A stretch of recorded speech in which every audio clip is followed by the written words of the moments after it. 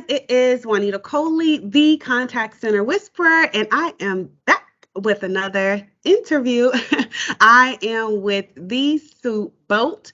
Sue, thank you so much for taking the time to sit down with me today and talk about just, everything, workforce management, what you have going on. I am super interested to learn more about your background as a fellow workforce Yes. management-er. Is that a thing? Workforce management-er? I think we've just made it a thing, right? Yeah, we're gonna make it a just thing. Okay. So it's officially a thing. So tell the people a little bit more about your role. What do you do over at NICE?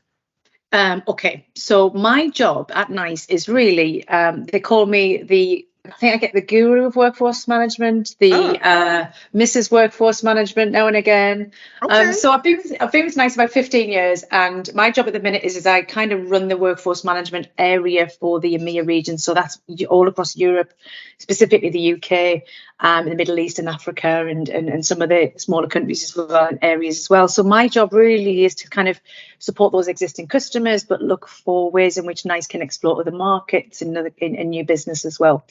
So I have to make sure that the product's where it needs to be and help NICE develop it for those types of markets as well. So it's interesting job. So I have to ask this question because I always ask this of workforce management people, right? How did you get into workforce management? I wanted to get off the phones. Right? Everybody answer. Yeah, I didn't. As much as I love speaking with customers, I was 19 years old. I was doing a part-time job at a contact center in the UK, which is now known as EE, actually, in BT. And there was an opportunity to go into a training role, which I did for a number of years, where I kind of trying to help the new people come on board.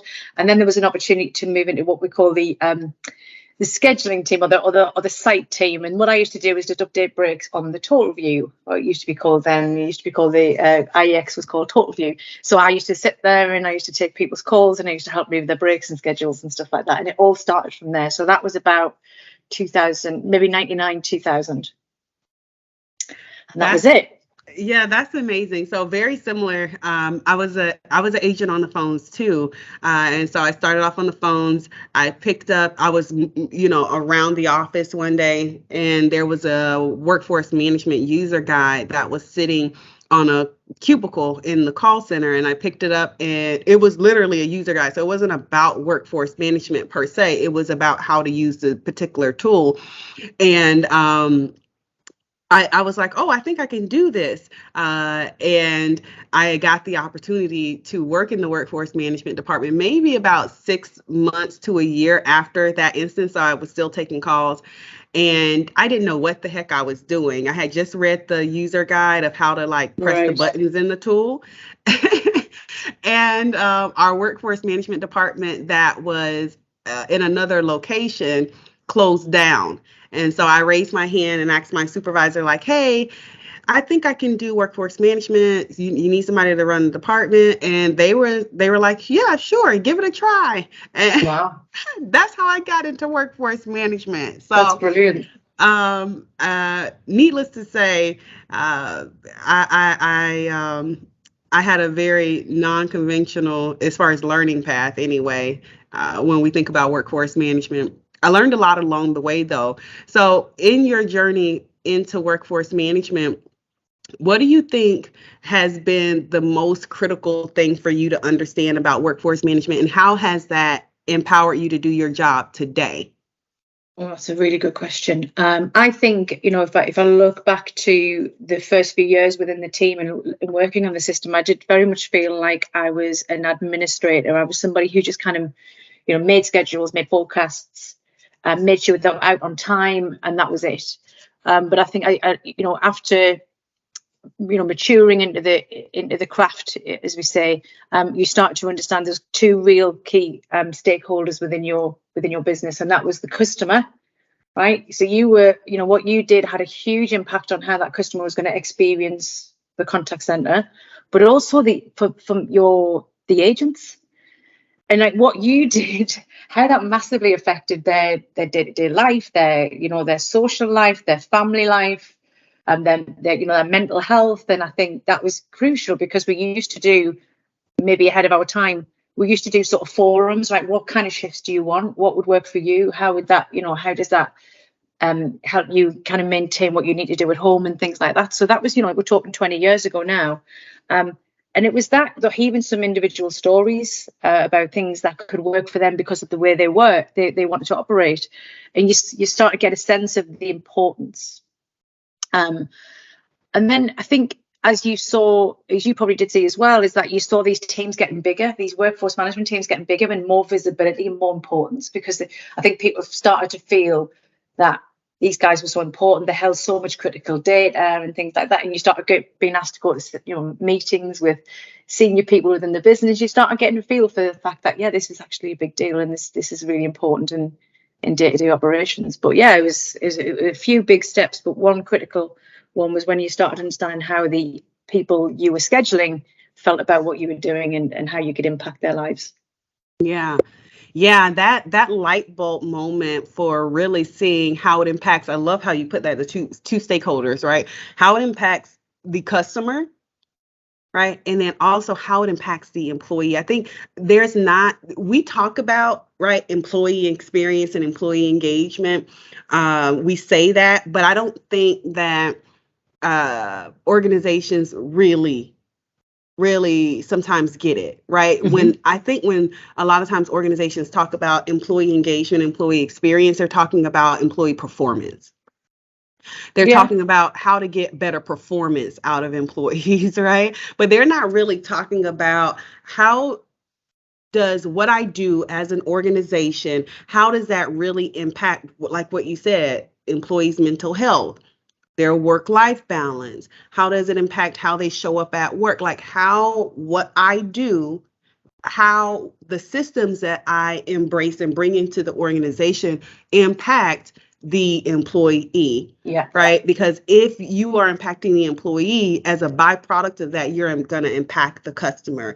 So I love to say this all the time. I'm always saying, organizations that focus on customer experience, but they have a very minimal focus on employee experience, their customer experience program probably is trash. It probably isn't any good or has holes all in it, because you're not considering who is serving the customer. 100%.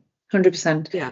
You honestly, the importance of having your frontliners who were speaking with your most important assets, your customers, is huge.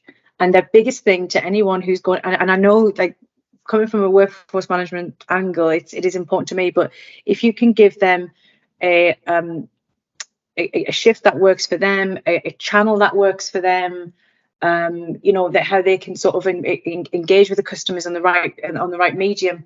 I think it's a huge win for them from the customer experience, because you're speaking to someone who's happy, right? Happy agents, happy customers, and maybe if they're having a difficult call, they're in a better mental position to take that call and answer that person's query. So I think the importance of those two things line up perfectly. I think that's amazing. Tell me, so being in the role that you're in now, tell me, how has your experience being in workforce management really impacted how you show up and do your role today? I think everything I do has a planning element to it. Everything I do is looking at ways in which you can take some information and understand how it's going to affect things in the future. I think for me, looking at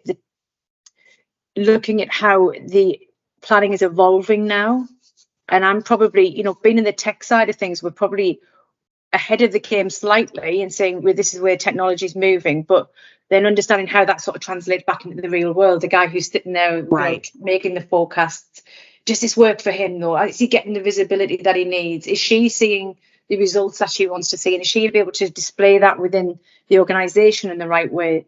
So there's a lot of things, like, I'm lucky enough to have a lot of influence with the product development as well. So I can say, actually, I don't think that would have worked in the way we used to do things. and trying to help them sort of shape it from a real life scenario. Yeah. So it really helps, and it really helps talking to customers. And I think customers really give they quite take the defense mode down when they understand that you've actually done the job that you're trying to show them how to do. I've been there, I've done that, I've seen this similar scenario, and I did that job. So it just breaks down barriers, creates rapport, and ultimately, but for future relationships as well, it keeps that relationship moving along. And one of the things that I really like to do is, as a planner and I still call myself a planner to a degree, is I like to get all the customers together as much as possible, and try and get them to see what everyone's doing and see best practices, because I think that's hugely important in terms of the involvement of the practice.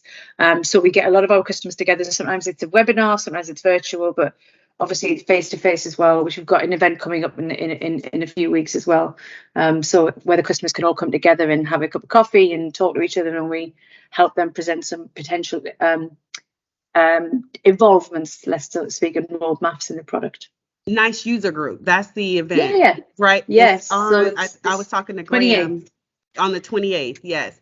Yeah. It's on the 28th. And so I love this because I love the fact that you're getting users together who are using the solution, and you're talking discipline. You're talking about, how you're leveraging the tool, how you're even the discipline, outside of necessarily the tool, but the discipline, forecasting, scheduling. How are you doing these things, and what are you seeing work and not work? Because I think it not only drives user adoption, but it gets people to thinking, hey, how are other organizations doing X, Y, and Z? And one of the things that you said a moment ago that really excites me is that you talked about your background in doing the job really empowers you or gives you the insight when you're talking to product development and you're talking to customers like, no, this is where this needs to be housed, or this needs to have this functionality because of this, so that you're not just focusing on features, so to speak. You're focusing on functionality and the depth to it. Yeah, the practicality around that functionality. I think that that's really important because a lot of times people are getting sold on a feature that I've seen this so many times when going in and consulting around training a particular software in particular softwares, is that they understand the features, but because they don't really understand the discipline, they don't know how to connect the dots. Right. So just very, very simply, I was using this example earlier around shift bids.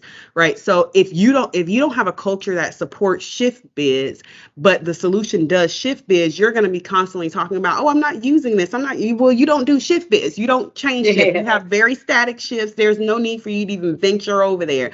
Or again, if you do shift bids, if you change out shifts and you don't understand that feature exists in the solution, then you're not going to be using it. You're still going to be doing this very manually when you could cut out a lot of that time. So I think understanding features, understanding the discipline and where they come together is really important. So having that background probably allows you to have much more deeper conversation.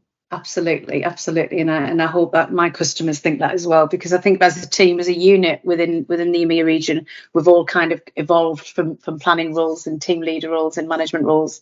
So as a team unit, we kind of have the same relationship with our customers. So I asked this question earlier. I'm interested to see what your answer is. So with digital transformation being upon us, right? Upon us, yeah. With digital transformation being here, I think it's something that we're talking about right now, and I really believe it's already here. How do you think? Two questions. How do you think that changes workforce management, and do you think that it makes workforce management more or less important? Right. Okay. So I think there's a couple of answers here. I think it's probably the most the biggest change that we've seen in workforce management probably since multi-skill, multi-site, right? Where there was, kind of virtual sites and things like ACD technology moved on really, really quickly.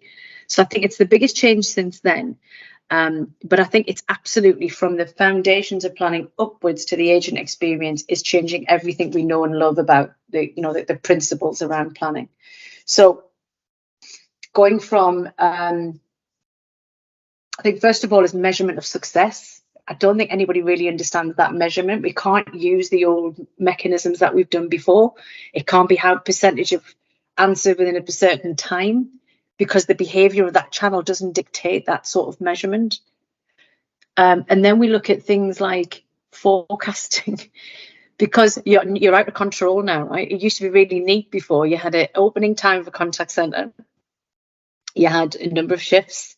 You had a couple of telephone numbers that people could ring, and you could really understand. I could do my forecasting in a few hours, but now the doors are being smashed wide open of the contact center. You can contact us whenever you like through any medium you like. So I do think it's, have we got enough data to really understand behaviours yet? Probably not, because we've just started to kind of measure it. Because the technology is sort of allowing us to start to do that now. Does the WFM systems really understand the data that it's receiving? I think we're getting there. I think our digital channel management functionality is far above and beyond anything else I've seen out there at the minute. So that's really, really positive. But I do think we are at the foot of the mountain from a planning perspective, and we're starting to measure the data. But how we get better at that, how do we get as good as we were with voice and make perhaps some back office channels? I think we're probably about 10, 15, 20% there at the minute. So it's huge. I mean, it's exciting, it's huge. And I think, again, it gives a much more of an element of choice and agility within the contact center. So the advisors are not only saying like when they want to work, which is what they want to do now, right? Which we've done for a long time, but it's where they want to work, which is, do I want to work in the office? Do I want to work at home? Do I want to work in Starbucks or whatever it is? But what do I want to work on? What channel do I like? And I think that's really, really cool. Being able to say, I'll do chat today, or I know I prefer voice, or I prefer, async, whatever that is. And I think that again is going to help us really connect with our customers, because you get somebody who loves chat as a customer, getting somebody who loves chat to answer and help you with your needs. I think that's another way to connect with your customers as well. So the answer, really long-winded, it's changing everything. And I think we need to not respect the past, respect what we did and understand it and kind of use it as a foundation perhaps. But yeah, it's a whole new world, from everything from forecasting all the way through to success management. I don't know how you measure success within digital just yet. I think it's around experience, customer experience, if you're good at it. But yeah, it's exciting times. Yeah, I love that answer, because I'm super excited. I've been yelling this from the mountaintops, probably, I don't know, maybe the last 3 years or so. And I'm saying, man, this changes everything. It changes absolutely everything. Yeah. It changes everything. And so that's been my soapbox for the longest. I'm like, this, when we talk about digital channels, think about organizations that are leveraging WhatsApp or web chat and all of these different types of digital channels now. That looks completely different from a workforce forecasting and scheduling, and in real time and intraday perspective, and so I haven't seen anywhere a good measure of success for that yet. And so I'm interested to see how the market shapes up. And I definitely think that I've been saying workforce management becomes that much more critical. It's always been important when we think about the context of call center and contact center. But I think it becomes, a lot of people I've talked to have predicted, they're like, are worried about workforce management going away. And I'm like, no, it becomes much more critical the more and more we start to talk about digital channels. So I'm super excited about that. Okay. I could talk to you for forever, but I know we're getting down to our time. Okay. What do you wish people knew about what it is that you do or your day-to-day that people generally don't ask? Wow, that's a really good question. I guess we're always striving to maintain our position where we are in the market from a workforce management perspective. And I think there's a lot of work that goes into to understanding what the customer's needs and how we prioritize the needs of the product going forward, and what we have to put into the product and how we have to develop it. So I think a lot of people, as an industry now, we're quite impatient and we want more things to be put in the product quickly and things like that. And I think I want everybody to understand that we're constantly looking at the best way forward for the products and the solutions. And we're making decisions based on that, and we're making it so everyone can benefit from most of the things. So I think what I'd like everyone to understand is that we are looking at their needs more than anything else from a customer's perspective. And we're trying to make the decisions for them to make sure that the workforce management keeps up to date and is always ahead of the trends, to make sure that they've got a workforce management for the future. Nice. And that's nice, isn't it? Pardon the pun. Yeah. I felt like so, because you don't see a lot of that, right? Everyone sees a lot of emails, everyone sees a lot of maybe social content and things like that, but there's a lot of work behind the scenes in terms of the development of the system. Yeah, it's a lot to take something and say, okay, well, this is where we're headed, and how do we do that and roll that out in a product, right? And how do you keep at the top of the game, like in terms of the top tier products? Right. Yeah, right. And how do you keep one of your customers happy, but obviously, make sure that the product's always just right for the market and ahead of the trends. Yeah. Absolutely. Well, thank you so much, Sue, for chatting with me today and taking the time out of your busy schedule to have conversation with me about workforce management. Is absolutely something that's near and dear to my heart, and has definitely changed the trajectory of my life. So I'm always an avid, workforce management person, always will be. So thank you so much for taking the time to talk with me today. Thank you very much. It's been a pleasure. Absolutely. All right, guys, until next time. Bye. Cheers. Bye-bye.